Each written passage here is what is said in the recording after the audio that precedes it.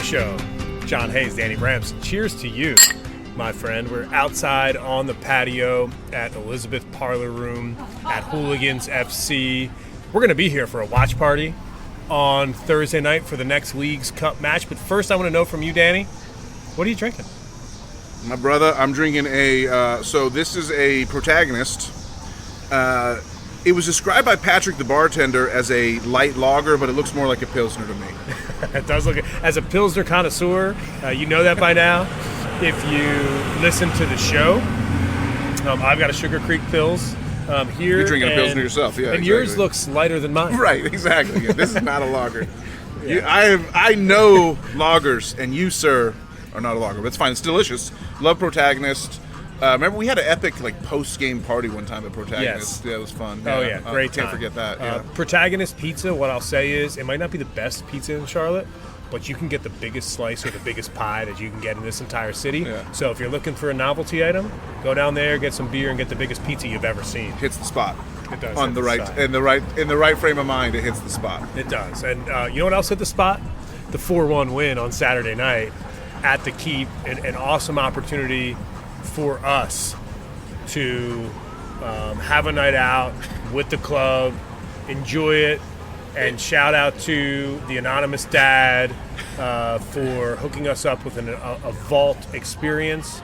And I just wanted to shout that out because it was just so important. I think I talked about my Philadelphia experience for a reason on the show, is because when you get up close and personal, you can maybe get a different vibe than you might have gotten in the supporter section or up in the 300 level. Johnny, it was a special night. It was a night about family. It was a night about club. It was a night about love and yes, it was. Excitement and just like a perfect night, a dream night. Not here to just sit here and talk for 15 minutes at people and brag up, oh, I had such a great time. But I mean, if anyone wants to live vicariously through this, because it is a rare experience. It's not something you get to experience that often. But we have a friend of the show who loves to listen and prefers to say anonymous, so we say shout out to you and thanks for the invite. We'll glad to take you up again next year if you want to keep it going. But, and I want to underscore because I've always said that this is an independent podcast exactly here in Charlotte. That this person does not in any way, shape, or form work for Charlotte FC. So my mind, I'm conspiratorially minded at times. The alien trials, the alien congressional hearings got my ears perked up last week, you could say. So I'm sitting there thinking to myself, I'm like, a lot of people saw us down there. We had, some really nice seats right in section 115 and right on the corner flag almost. And it was great. And friends of us sent us pictures oh, we see you down there, and that's awesome. And I was like, and then the whole not hosting the round of 32 game controversy broke. Oh my.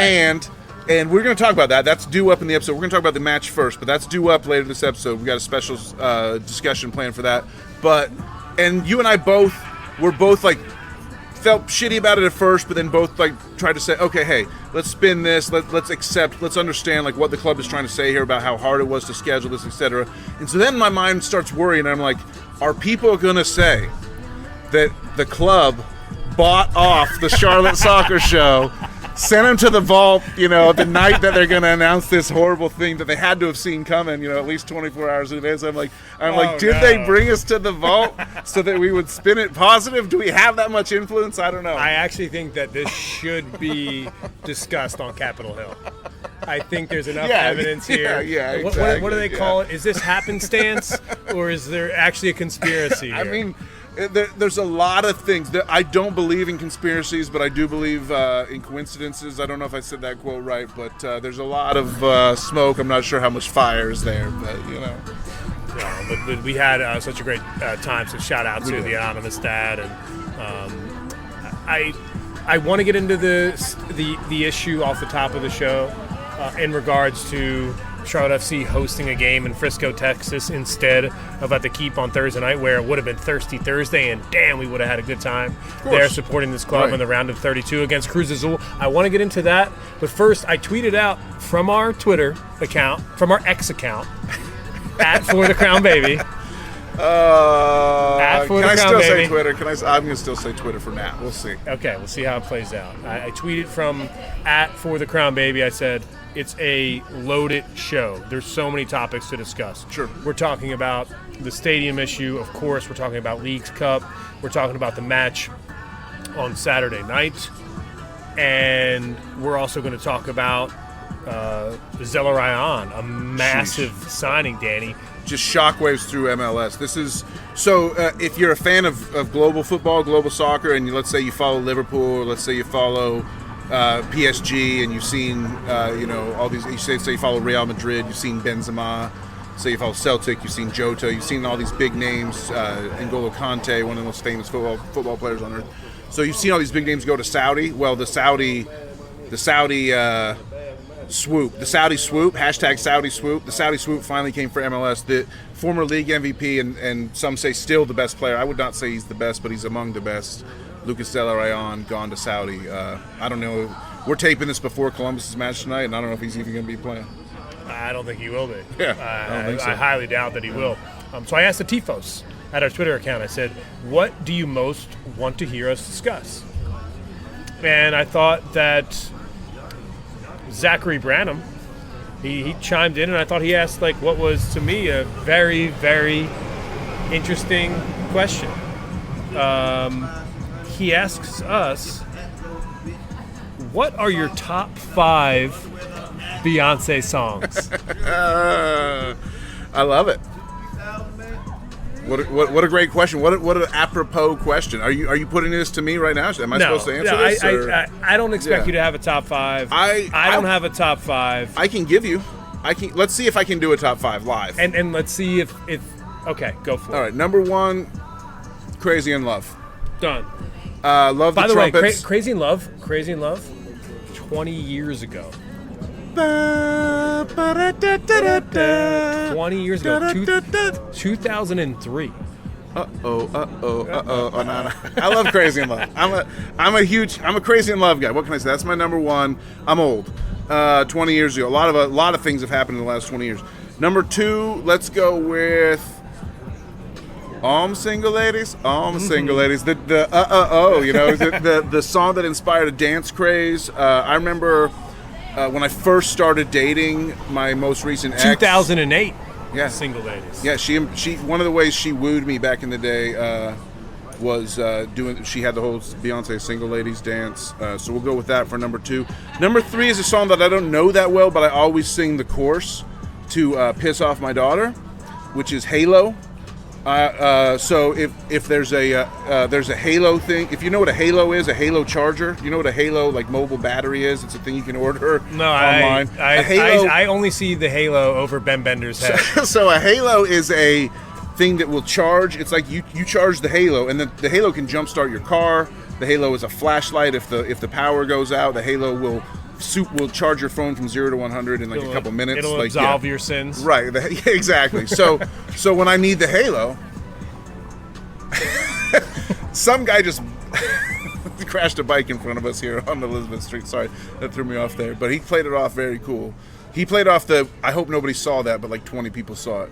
But anyway, the Halo, when I need the Halo from my daughter, she's got the Halo in her room a lot, and I'm like, I need the Halo to charge my phone real quick. I say, baby, can you bring the Halo? I like to sing that. Yeah, I mean, that might be my number 2. Can you bring the Halo? That might be my number 2. Really,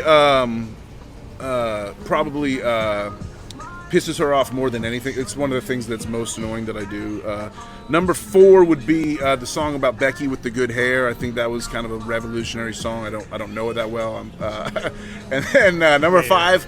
Can I take it all the way back? Can I count let's throw a Destiny's Child song in for number 5, and it would be Jumpin'. The club is full of ballers and their pockets well grown, full grown. Sorry. Amazing. Yeah, that's a good call out. Yeah, that's my 5. I'm going to pick my one and only this evening. Excellent. And I am picking XO by Beyonce. And the reason why is because it is covered by John Mayer. And it was our wedding dance song. Wow. So if Rachel listens to this segment, I better get it right. It's clearly number 1. If you picked anything else, you'd be in big trouble, mister.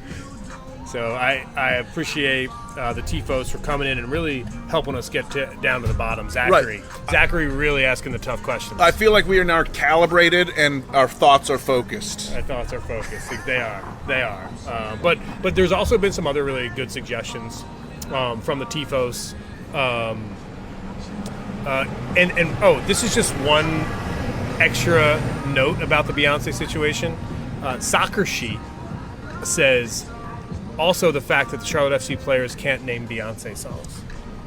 You mentioned that pre-show.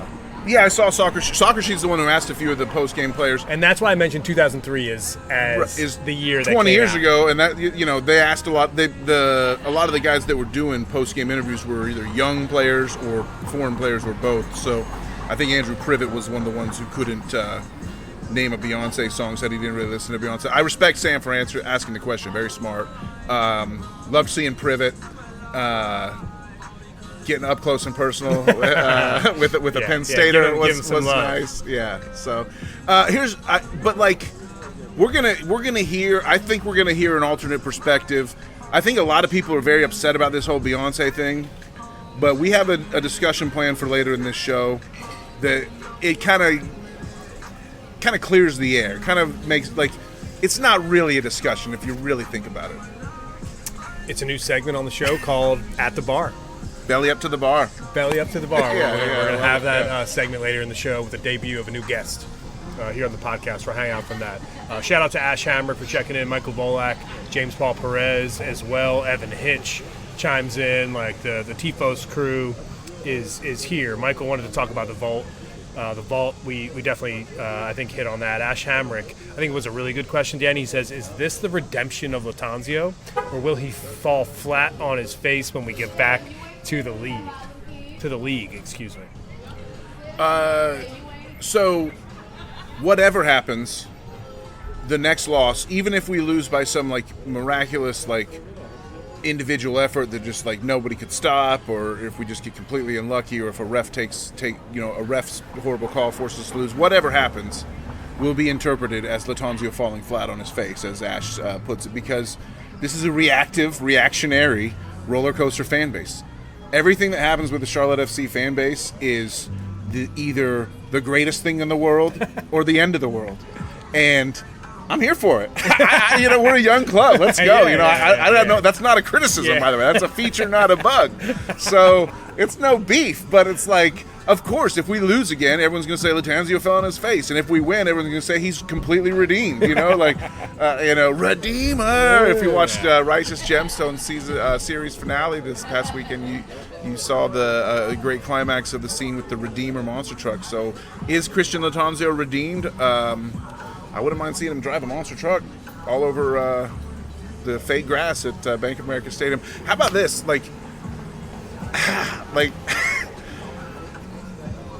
Does he have is he really doing this? Is this his tactics redeemed? As we were watching this match on Saturday night, I'm sitting there thinking to myself, everybody has a guy showing for him. I kept thinking to myself, the system is working. Every time a Kalina would pass it to one guy, another guy's cutting into space and ready for a one-touch pass. And the triangles were all there, and the triangles were pinging up the field. You go up the sideline, forward, back, forward, back, forward, back, and all of a sudden you're 60 yards on the field. The system was working. Is this really a sort of the triumph of Lattanzio's stubbornness finally starting to sink in on these guys? Or is it the leadership of the new players? Is it Westwood finally just taking this thing by the scruff of the neck? Where do you stand on that? I think it has everything to do with the T-Gang.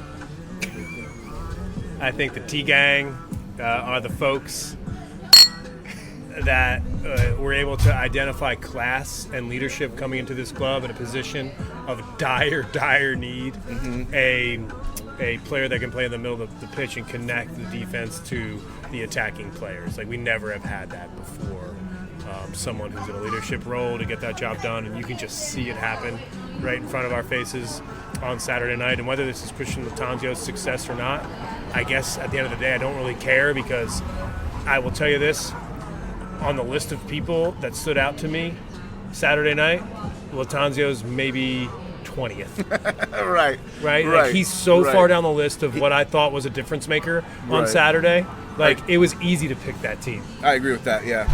Like if anything, I critique the fact that he waited too long to have subs, but Right. thankfully the team had just was putting in such an intense performance, like a comprehensive, full 90 performance as a team that it didn't matter. Despite the quick turnaround to Thursday. Yeah, the subs came in a little late. I'm like, we're 60 minutes in, we're facing 10 men up 3-0, and Swiderski's still out there like chasing down goalkeepers before they can, punt the ball along and stuff like that. I'm like subs? Can we get some subs out there, please?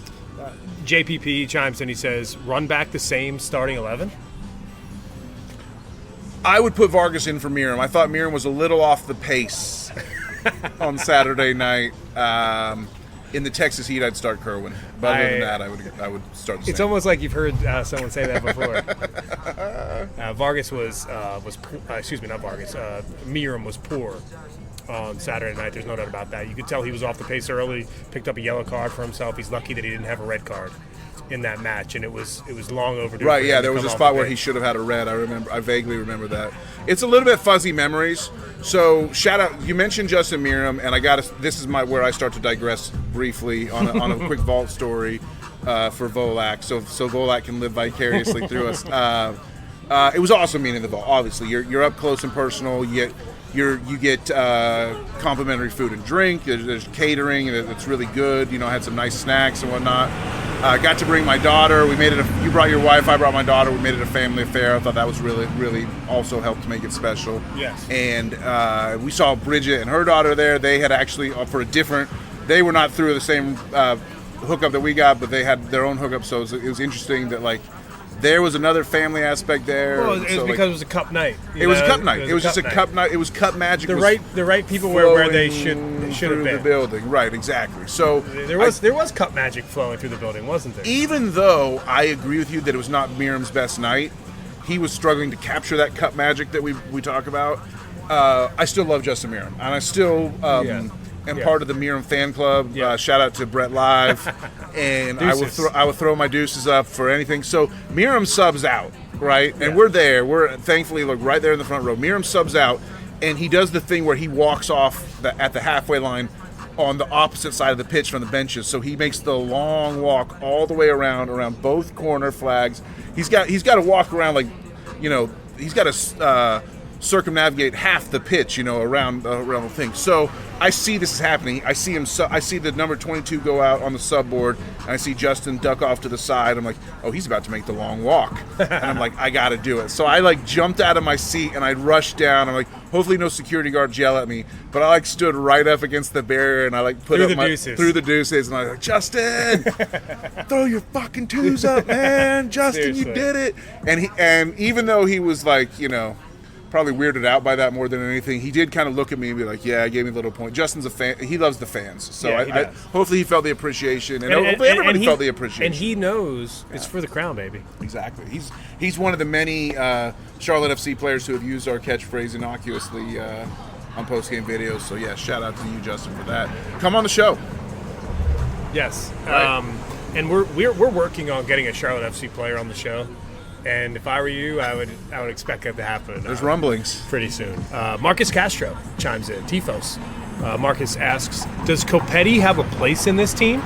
Oh man, can Copetti and Carroll play together, or is it one or the other based on how CL wants to play?" That's why I'm asking these. I asked the TFOS for these questions off the top today because I knew with so many topics, they would get right down to the issue at hand. Yeah. Well, I mean, this kind of feeds into or plays off of a conversation we started last episode, right? Yes. In terms of ultimately Carroll playing at the 10 at the end of last season, which was good, kind of fooled the club into going and buying a striker when Carroll's actually just a striker, right? That's kind of like the argument. That's the premise that I've put out there in recent times. We'll see if it bears out. I do think Copetti's not a bum. Copetti hasn't shown out. I would say Copetti has been not enough for what we paid and what we expected. He has not been the prince that is promised. I don't know if he's quite been Joffrey. He's probably somewhere in between. I think Carroll and Copetti can play together, but not necessarily in the current formation that we've been rocking. We don't do a 4-4-2. Right. And so does Carroll then go to the 10 role that Bender and Bronico, or excuse me, to the second 8 role that Bender/Bronico currently occupies? It's tough. And there's a follow-up question by one of the TFOs, Mike Mecklenburger. Mike Umberger at CLT_Charlatan. The charlatan. Best finisher in MLS, Bronico or Copetti? I mean, you got, like, I gotta say, you guys. I mean, first off, I know why the question is happening. Because forget the question. I only asked it now because I wanted to give Bronny love, and we're so far into the show. Right, exactly. And it was a class finish. Right. The reason the question's out there is because Bronny scored really a candidate for Charlotte goal of the season, just with the class of the finish. It's not like a pop out of your seat type of goal necessarily. Although I did pop out of my seat. It's not necessarily a for your jaws on the floor type of goal, but God, a class finish and a great assist. Audacious to even try a chip in that situation. You know, you're down by the byline from a tight angle, just absolutely, and like stuck it in the back corner of the net. Like Bronico, another great thing about the vault access we got, we fanboyed out at the end of the game, and we really got up close and personal with a lot of the players as they were leaving the pitch to go into the locker room. And Bronico told us, we were like, Brant, you were awesome, man. Brant, you rock. He's like, they let me run free tonight, boys. And like he ran free for sure. Like he was all over the pitch.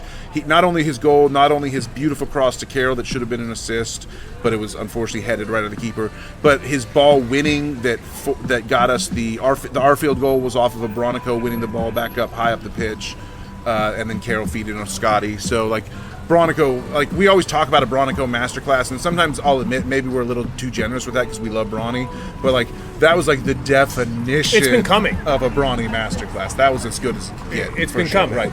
And like it's pressure. I've called that out. It's pressure. And for the record, I knew it was coming.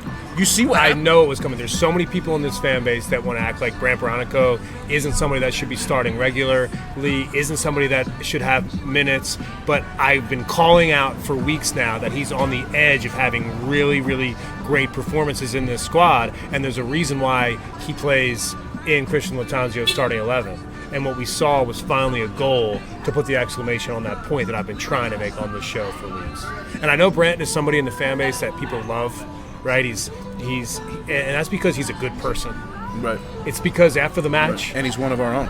Exactly. And after the match... And he was one of the last people to leave the pitch. The reason we were able to have an extended little mini convo with him was because he was one of the last people out there. Correct. And when Rachel and I went to say hello to him, he was like, hey guys, good to see you. Right. He recognized us from the party last year. 100%. Which, if you haven't got your tickets to next month's party, make sure you get them. And that's like, honestly, what I'm trying to talk about here, and the reason why I wanted to do this podcast, as someone who's been in the big-time media business for over a decade, and I know, Danny, you're coming up on 20 years at ESPN, which is an insane feat in and of itself. And we've covered sports at a very high level, and why we love MLS and kind of the connection that the players can have with the community and the supporters is because it's everything that's great about professional sports. Mm-hmm. And there's an actual real connection between the club and the supporters because of the passion and the togetherness and the common goal of creating professional soccer in Charlotte and showing the country and the world that this is a place to come play high-level football. Yeah, and fandom, baby. MLS is such a great fit for Charlotte because Charlotte is that classic big town that has the small town feel still, you know, like and MLS is that big time league that still has like a up close personal connection, and you know, like as many times as I roll my eyes every time Top Mid 90 stalks Charlotte FC players at Target and steals photo ops with them, I'm like, it is kind of cool that like Charlotte FC players from our club are just hanging out at Target and shopping and getting their shit, like, you know, like I don't think Bryce Young's showing up at a Target randomly necessarily. Maybe, but I doubt it. He's probably got people for that. Whereas I don't know if our Charlotte FC guys have people for that. So good things for sure. I will only, on behalf of the people that have been questioning Bronny, I'll just help them move the goalpost a little bit, and I'll say, like, yeah, obviously he's going to turn in a great performance because he has some fire lit under his ass by competition for the place. Which, by the way, we talked about on the show. I think maybe on the last episode or one of the last 2 episodes. Charlotte Soccer Show, John Hayes, Danny Brams. We're pumped to be here. We're on the patio at Elizabeth Parlor Room. There's trivia tonight. Trivia night's about to start. And I think the master of trivia has now walked in to the building. The Gold Line is racing by us here on Elizabeth Avenue. It's a Monday night in a QC. Whether you're listening to this tonight, if you are listening to this tonight, you're the TFO. Like, you're the TFOs of the year. If you listen to this on Tuesday, cheers to you as well. Appreciate you. And this is going to work all the way through the week. So hopefully everybody's listening to that. And one reason why we like Memorial Stadium and we get that same vibe here is because there's a sunset happening here, Dan. It's beautiful. It's a beautiful sundown. Elizabeth's just a cool up-and-coming neighborhood. I've been expecting this neighborhood to, like, quote-unquote, take off for, like, the last 3 or 4 years. It hasn't quite popped to that point, but it's going to at some point. This is... I know the big condo development move is to go down South Boulevard right now and turn South End into Loso, into Star Mount, into this, that, and the other thing until you're halfway to Ballantyne. But Elizabeth is the neighborhood that's poised to pop, I think. It's always a good vibe here. And make sure you're here on Thursday night because there's a watch party, Danny. We're getting the crew together. The Blue Furia is going to be here. When the Blue Furia is at an EPR Charlotte FC watch party, you know it gets leveled up. I mean, that's like the Dragon Ball Z, like both guys like sticking their hands together and the huge ball of energy forms and like shoots out and like conquers the world. That's us. Blue Furia. Speaking of energy, we've always got that on this show. You're going to hear more of it next.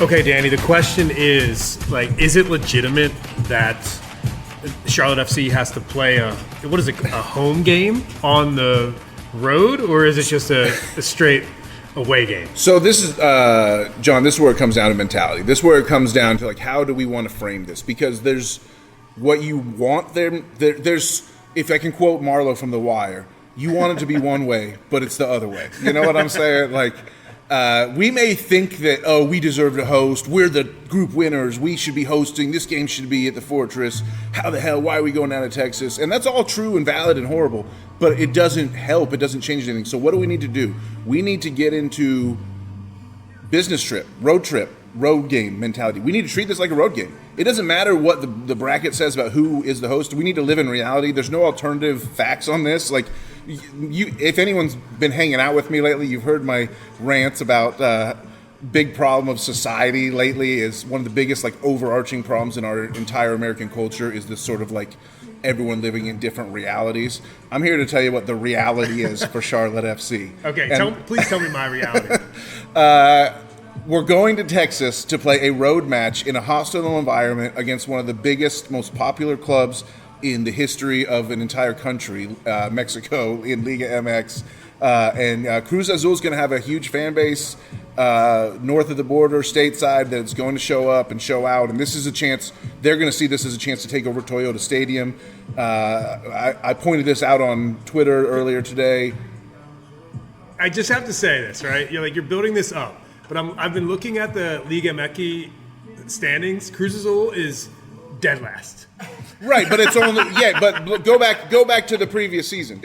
So they just restarted. So the Liga MX. There's only 3 games. Not to get too in the weeds. Not to get too in the weeds. But in Mexico, it's a split season. But I'm just saying, like, you look at it. There's the Apertura and the Clausura. That means opening and closing. They split the season in half, and then the 2 champions from each half play each other at the end for, like, an ultimate championship. Okay, either way, just similar to Argentina. Remember, Racing Club won one of their halves, and then Latanzio faithfully got on that plane to go see Enzo get hurt in the Champions Cup. It's been the same ever since.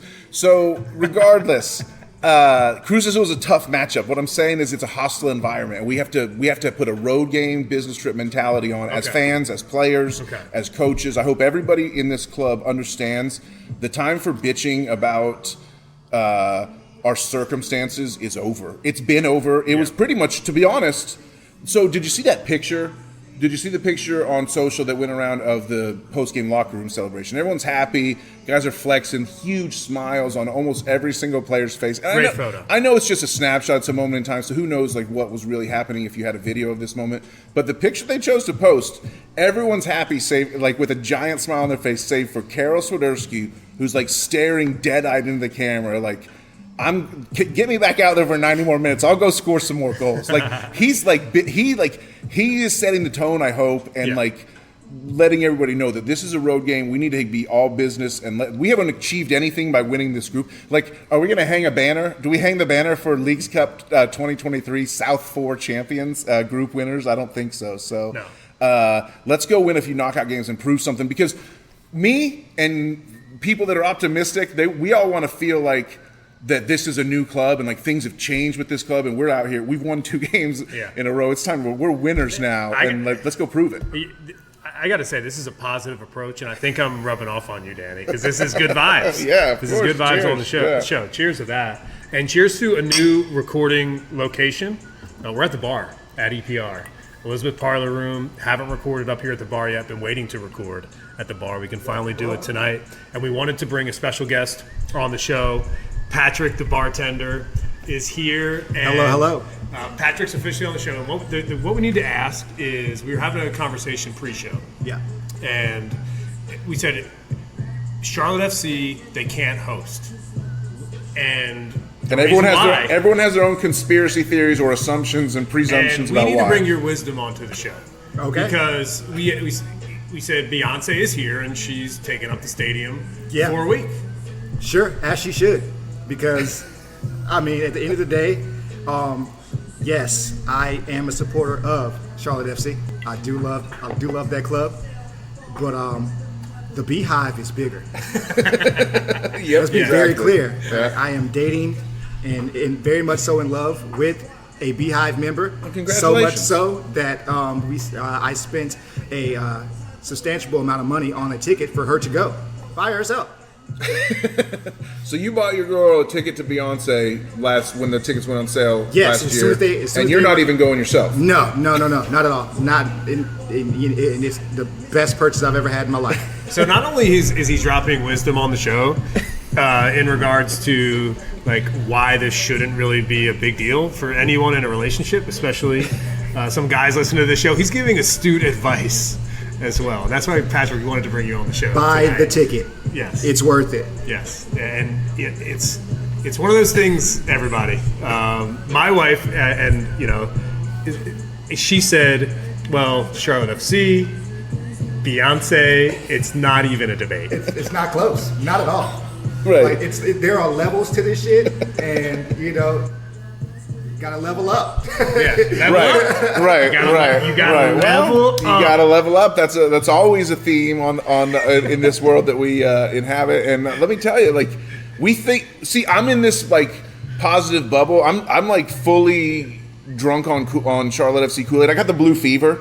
Like this is a new term that I've come up with lately. Is like when you know I've been famous for like criticizing people who wear mint colored glasses in their regards to Charlotte FC, and I still am, because to me that you're choosing to wear those glasses, but sometimes you just get caught up, and you can't blame someone for getting the blue fever. And I've got the blue fever to where I'm just like seeing everything so positive because I'm like in love with this club. I'm in like this has happened multiple times where I get in these, speaking of a beautiful partnership and a great dating relationship, Patrick, and I love that you brought that in. Same. I get in these like newlywed stages with the club from time to time. All it takes is like a couple of wins and like Karol Swiderski like flipping his hands up to the crowd. Carol, and I'm like in. When Karol scores a goal, the thing about Karol Swiderski is Swiderski loves a Swiderski goal. Like, nobody loves a Swiderski goal more than Swiderski. I think everybody loves a Swiderski goal. Like it's, you know, I've always had this thing. Like, you know, I'm normally here behind the bar,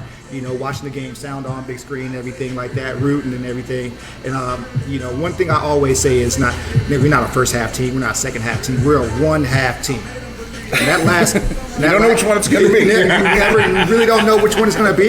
That's amazing. Good and you know, last game I've been watching, it put two halves together for the first time in a very, very long time. That's such a great insight, yeah.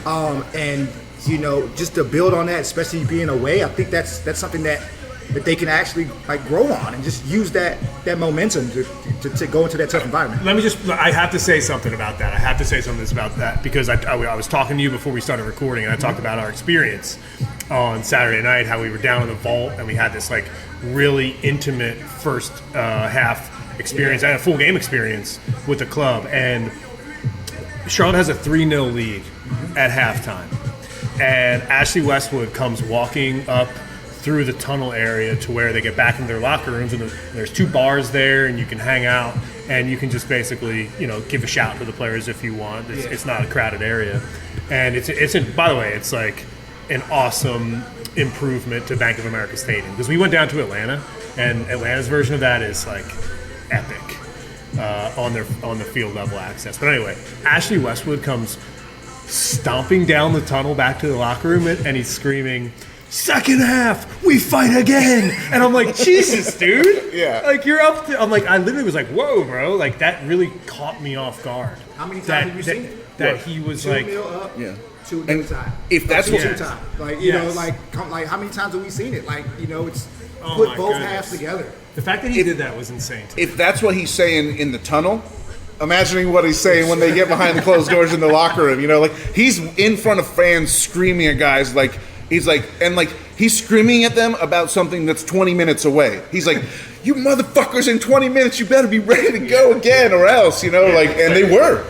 Yes, yeah, it was. I think it was just a story that I wanted to share on tonight's show about just that moment where I realized, because we talked about Ashley Westwood and we talked about his impact on this squad, and there's a certain part of the fan base, the Ashley Westwood T gang. Yeah, we love the Ashley. Shout out to the Ashley Westwood T gang. Great crew. Yeah, that's a great crew. Charlotte is a T city. And even though he does like his local brew, he's going to go down and have some Texas tea on Thursday night against Cruz Azul, and that's also a fun. Usually we don't do this typically on the episodes. We try to always come up with creative names. Sometimes the episodes need to be serious, so we literally put the match score and the reaction. But other times we kind of come up with creative things. One of our more famous episodes was the whodunit mystery case that we had. Of course, yeah, exactly. I'll always stand for that episode. Yeah, we did a mystery. Go back and listen. We need that to be our most listened episode, so go back and stream it overnight while you sleep with low volume, please, if you're a true TFOS. So we try to do a mystery on the show, and tonight we came up with an episode title, Texas Tea. And Patrick, this is all about you, man. This is all about you, and how did this, I call it poetry. I call it poetry when it comes to the Texas tea, and that's what the theme of tonight's episode is. We're going to have some Texas tea down in Dallas, Texas. Definitely. Frisco, Texas. Yeah, Frisco, suburb of Dallas. Yeah, not even people from Dallas don't even want to go to Frisco. Trust me. I don't ever want to go. I'm a Dallas hater. I went to college in Fort Worth. Okay. So for me, it's the Fort Worth Dallas Metroplex, not the DFW. Yeah. But, I've been down there plenty of times. I am a Cowboy fan, so Nice. I've gone down there, and I lived in Texas for 7 years. Okay. When I was younger, the Killeen, Harker Heights area, right outside of 45 minutes outside of Austin. So my mom was born in Killeen, actually. Shout out Sue Bramlett. Near the military. I think her dad was in the military, or Fort Hood. he was either in the military at Fort Hood, or he was selling cars to military servicemen. I can't remember which one that was. Either way, but my mom was born in Killeen and grew up in Philadelphia. Shout out. So we're all connected, kind of through the ether with all that. The three of us. Anyway, you know what it is to have Texas tea. I do know And Texas tea. It's a big cup. It's a big cup, and the vibe in EPR when I got here, I was like, damn, this vibe is legit. What is this song playing right now? And Patrick came out from behind the bar, and he was wondering the same thing. It was a great vibe. Looks at the name of the track, and the track is called Texas Tea. And it kind of hit me like a ton of bricks. I'm like, that's tonight's show. that's where we're going. Yeah. That's tonight's show. We're talking about going in to the hostile environment of Frisco, and we did be in Texas, and I didn't realize that. I didn't even put two and two together. I forgot Beyonce was the same time. Yep. And when you were saying we gotta go to an away game now, and I was like, Like, hold on. Give me the tea. And I want to go turn it down. I want to go turn the music down. And I look on it, and it says Post Malone, Texas Tea. You can't make that up. No, you cannot make that up. You can't make that up. So I just wanted to share the inspiration for tonight's show. Love that. And the theme, I think, for Thursday night is let's go have ourselves some Texas tea. Yeah. And let's drink it up. Some people would describe Texas tea. And Patrick, thank you so much for joining the show. No problem. It's a pleasure to have you. Patrick, you're going to be here Thursday night, hanging out I'll be here Thursday night for the watch party. Absolutely, I'll be behind the bar. Yeah. Yeah. So Patrick will be here Thursday night for the watch party. Hopefully screaming, good thoughts instead of what I normally do in one of the halves. So originally pre-game, before the Necaxa win, we were we were like, how are we going to watch? If we win, what'll happen? If we win, where are we going to watch the game? Da da da da da. Well, now the win was so inspirational, and like seeing 4 goals go in and all of that great stuff. We're hosting a watch party, baby. Yeah, it's watch party time at EPR. Yeah. Easy breezy, not even a decision. Blue Furia, I believe, is going to be here. It's going to be like a classic, just the Wombo combo. Yes. Get the people together. This place gets a nice, this is just so nice and cozy, but you can fit about 30, 40 people in here. It's just perfect. It feels like a match day. It feels like we're all yelling at the TV and reacting and having fun. It's gonna be great. It's gonna be a great night. There's gonna be specials on tap. Who knows? We'll open up a tab. And have a great watch party here on Thursday night. Danny Brams. The other version of Texas tea is what? Oil, that is.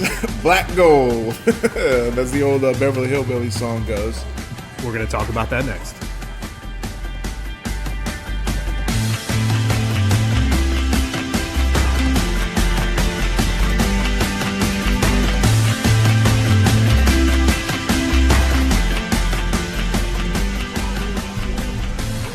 Awesome to introduce Patrick Cornell, a new contributor on the podcast. Patrick behind the bar here at EPR. Danny, our first ever at the bar segment. I thought that was actually kind of special. Hashtag Voices of Charlotte, man. It was great. We'd love to get people involved. And Patrick, we've been coming to EPR really since Matt opened this place, and he's had a lot of bartenders run through here, but Patrick is the guy that kind of gets the vibe we're going for more than anybody else, for sure. We love sitting here. There's the place is starting to fill up. Trivia night's getting started, but you've got a sheet. Yeah, I want to. I don't know. I don't want it's not going to really work for us to tape a segment here in the trivia, so I might miss the first round. But basically, while we were in our break, young lady stepped out here on the patio to have a smoke, and she challenged me. She said that she's really good at trivia, and I better leave because I have no chance.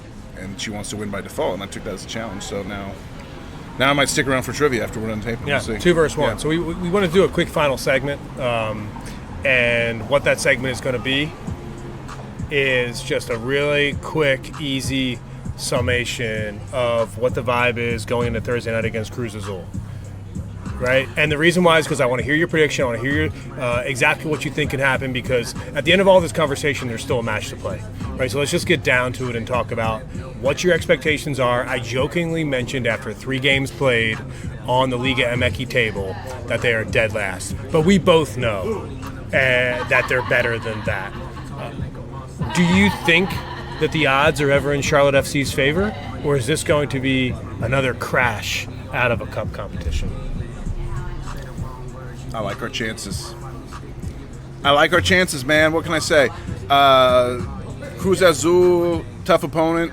The Liga MX competition so far has been a mixed bag. Like some of the quote-unquote bad teams in that league, Mazatlan and Juarez, ended up advancing because Austin FC played like shit at home for 2 games and lost 3-1. Like Austin FC should have won their group 100%, but they finished last in their group because they got embarrassed because they didn't show up to play. So the top teams in League MX though have had, some of them have looked bad, some of them have looked all right. Club America looks amazing. Tigres gave up an early goal to Portland, and ended up coming back to win. So it depends. When I say Cruz Did you mention Seattle? When I say Cruz Azul, Seattle got destroyed by Monterrey. Again, up 2-0. And knocked them out. Yeah, Seattle up 2-0 at home against Monterrey. The fact that Charlotte has gotten Loses through 4-2. to the round, I'm not saying that getting to the knockout stages is a win, because we said before this started, Danny, that we expected them to get into the knockout round, that winning the group was the goal. And by the way, cheers to that. We did. We're we group did winners. win the fucking group. Cheers to that. I set goals. I achieved my goals. We did win the group. So now it's about that round of 32 situation, and there's a lot of good teams in MLS that didn't make it. Yeah, that's true. Seattle gets less good every day, but they are still good, I would say. Here's the deal. It's a hostile environment. We have to be ready to go in a hostile environment and win. We have to get over ourselves about the hosting thing. The fan base, to me, not to gaslight anyone, but I just think the fan base in general, at least the online portion of the fan base, a little too caught up in the whole hosting thing. Yeah. For my personal taste. Right. It sucks, but you got to go serenity prayer. God grant me the serenity to accept the things I cannot change, the courage to change the things I can, Wow. and the wisdom to know the difference. And this is one of these things where the wisdom has to come in and say, you can come up with whatever theories you want about Beyonce, Panthers Fan Fest, and the David Tepper, all you want. The fact of the matter is, if there was any way that Charlotte FC could be hosting this match and selling a bunch of $12 beers to people who have a little bit too much discretionary income. I thought the drinks were free. They would. They would. I promise. There's no grand conspiracy because Tepper secretly hates the soccer club. They exhausted every. You have to. Just logic tells you. They exhausted every possible avenue to try to host this match and couldn't. Now it sucks we have to go to Texas. That's a whole other thing. That has to do with Apple TV and MLS front office. That has nothing to do. The reason we're going to Texas has nothing to do with anyone that works at Bank of America Stadium. I promise you that. That's just an unfortunate thing. There's probably 100 stadiums between here and Dallas that are closer that could have hosted this match. Yeah, people are under. People are on the investigative team. But Danny. it's because MLS at the beginning of the tournament set there was a few stadiums that had to be designated as the new quote unquote neutral site stadium. So they're calling this a neutral site game, and it's not. And I wanted to save some reporting for the end of the podcast here. I love it. This is why you stick around to the end of the episode, folks. Yeah, exactly. You always got to give the TFOS some recognition at the end of the podcast, because I know this has been a fun one, and we appreciate everybody to hang out with us. And I wish we all were here at EPR and we could have a party after this podcast, but that will wait until Thursday. Mm-hmm. But from what we understand, our new signing, Brecht. Deagra. We're Dejaneir. I'm going. I originally called him Dejaneir. I'm going to go with the Eric Krakauer pronunciation because I know he studies this stuff very closely. I think it ultimately still does come down to dialect and accent, but Deagra we're going to go with. Yeah. There's a chance that he can still. The roster is not frozen. Okay, I love it at this point, and there still could be a debut in this tournament if he's fit and ready to play. It would be I think an ambitious decision by Christian Lattanzio to inject him right into the squad in a cup knockout game, but as a substitute off the bench in a dire situation, in a cup match, it feels right. If they drop the 11 on Thursday, or if we were to win and go on to the round of 16 and they drop the 11 for a round of 16 games, and I see Brecht Deagra on the bench, I'm going to have a little extra pep in my step on that one, because we want to get our new guy in. Arfield has proven to be another quality signing by Zoran and the team. Mr. Saturday Night showed us on Saturday night. He brought the salute to Bank of America with a nice left-footed finish, first time off a little slip-through Carroll pass. And he was great. Outside the goal, he played a really good match. I know you love folk. Sometimes when I'm watching a match with you, Johnny, I'll see and I'm like, is he even watching the ball? No, he's just like watching the midfielders play off the ball. It's so great. It's hard. You can't watch the ball in a match. You just got to kind of sit down and take it all in. Right. See who's controlling the match off the ball. That's where the real action is. Yes, exactly. And it's why a lot of times I feel the need to watch the game back. And you and I do that a lot. And we'll continue to do that for. We used to have segments. Remember when we used to do the rewatch segments? Yeah. Oh yeah. Yeah. Those were some of my favorite early segments. We'll bring that back on the show as the season rolls on. We'll do some rewatch. Segments. I still rewatch most games. I have not. There's been no formal rewatch of this most recent. Yeah, exactly. But we got to get back into that. So I appreciate everybody for hanging out. We appreciate everybody for hanging out, and we are looking forward to seeing you on Thursday night. A dual watch party with the Blue Furia. We're going to be hanging out here. We're going to be drinking Modelo's. We're going to be having a great night, and hopefully we're going to be cheering Charlotte FC on to the round of 16, which, by the way, feels real. Right, 32. It feels like you've got an opportunity to go on a run. Get to the final 16, and all of a sudden you're eyeing the semifinals as a real possibility. Yeah, and that's where Charlotte FC is in the Leagues Cup right now. Want to finish on a note. So we got a nice jam going on the music here. I got 2 phones. I love this song. This is one of my guilty pleasure songs. I love singing about 2 phones. We have 2 homes at Charlotte FC. We have Bank of America Stadium, and we have Toyota Stadium in Frisco, Texas, where we are currently undefeated. Beat FC Dallas there, and let's keep that record going. Andrew Privet would also tell you we are Charlotte FC. It's the Charlotte Soccer Show. John Hayes, Danny Brams, and as always, for the crown, baby.